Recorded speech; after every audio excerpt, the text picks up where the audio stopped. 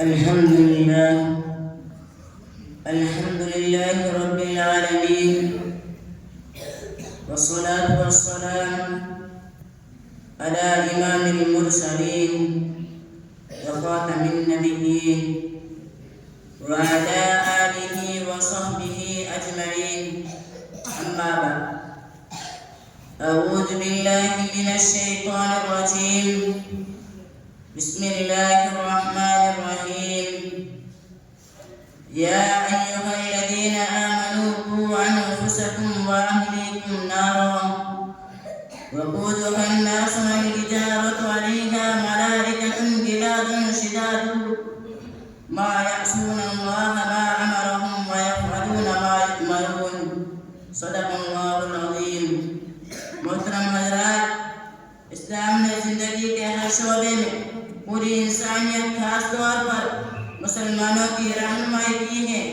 اس نے جس طریقے پر اولاد کو اپنے ماں باپ کی اطاعت اور ان کے ساتھ احسان حسن سلوک کی تاکید کی ہے، اسی طریقے پر ماں باپ کے اوپر بھی اپنی اولاد کی تعلیم و تربیت کے سلسلے میں بڑی ذمہ داریاں عائد کی ہیں. اسلام نے مختلف پیرائی میں اپنی جامع تعلیمات کے ذریعے ماں باپ کو یہ سمجھایا ہے کہ اولاد اپنے ماں باپ کے پاس اللہ تعالیٰ کی امانت ہے. اگر ماں باپ اپنی اولاد کے ساتھ شفقت و محبت، خیر خواہی، حسن تعلیم و تربیت اور ہر طرح کی ان کی دینی اصلاح کی فکر کریں گے تو ان کی اولاد دینی و دنیاوی فائدوں اور کامیابی میں بھی ماں باپ کا پورا حصہ ہوگا. رسول اللہ صلی اللہ علیہ وسلم نے فرمایا کہ انسان جب دنیا سے انتقال کر جاتا ہے تو اس کے عمل کا سلسلہ ختم ہو جاتا ہے، لیکن اس کے پچھلے 3 اچھے کاموں کا فائدہ اور ثواب مرنے کے بعد بھی برابر پہنچتا رہے گا. نمبر 1، صدقہ جاریہ جیسے مساجد و مدارس اسلامیہ وغیرہ کا بنوا دینا. نمبر 2، علم نافع. نمبر 3، اپنی صالح اولاد جو اللہ تعالیٰ سے برابر دعائیں مغفرت کرتی رہے. ظاہر ہے کہ اولاد صالح جب ہی بنے گی جب ماں باپ نے اپنی اولاد کی تعلیم و تربیت کے لیے محنت کی ہوگی، اور اگر ماں باپ نے اپنی اولاد کی اچھی تعلیم و تربیت کا انتظام نہیں کیا تو ان کی اولاد دینی و دنیاوی فائدوں اور کامیابی میں بھی ماں باپ کا پورا حصہ ہوگا. قرآن کہتا ہے، اے ایمان والو، تم اپنے آپ کو اور اپنے آل اولاد اور اہل و عیال کو جہنم کی آگ سے بچاؤ جس کا ایندھن مشرکین، نافرمان لوگ اور پتھر ہوں گے. جہنم کی اس آگ پر سخت، مضبوط اور طاقتور فرشتے مقرر ہیں.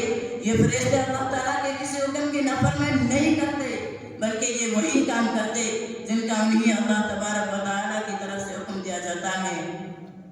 اور کوئی میٹھی چیز بچے کے تالو میں لگا کر اسے چٹائیں، بچے کا اچھا اور اسلامی نام رکھے جیسے عبداللہ، عبدالرحمن، ابراہیم وغیرہ. اسلام نے ماں باپ کو خاص طور پر یہ بھی تاکید کی ہے کہ وہ بچپن ہی سے اپنی اولاد کی تربیت صحیح عقیدہ توحید اور اعمال صالحہ کی بنیاد پر کرے. رسول اللہ صلی اللہ علیہ وسلم نے فرمایا، جب بچہ 7 سال کا ہو جائے تو اسے نماز پڑھنے کا حکم کرے، اور جب 10 سال کا ہو جائے تو اسے نماز نہ پڑھنے پر تعلیماً پاکر لے ضرورت اس کی پٹائی کرے اور اس کا بستر الگ کر دیں. خلاصہ یہ ہے کہ بچے کی قرآن کریم کی تعلیم ایمانی و اسلامی تعلیم کو بڑی اہمیت اور بنیادی حیثیت حاصل ہے.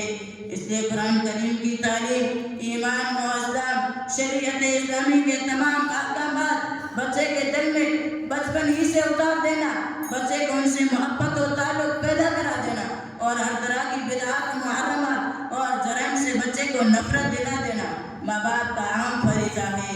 ماں باپ اپنی اولاد کو اللہ کے حقوق کے ساتھ ساتھ خود اپنے حقوق، اپنے قریبی رشتہ داروں کے حقوق، چھوٹوں اور بڑوں کے حقوق بتلائیں اور ان کی اخلاقی تربیت کریں.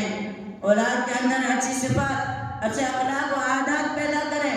جھوٹ، غیبت، چوری، زناکاری، گالی گلوچ، خیانت، بدعہدی، بے حیائی، فخر و تکبر، فحش کلامی اور تمام بری خصلتوں سے انہیں بچائیں. ان کو بری صحبت اور برے لڑکوں کے ساتھ نہ رہنے دیں.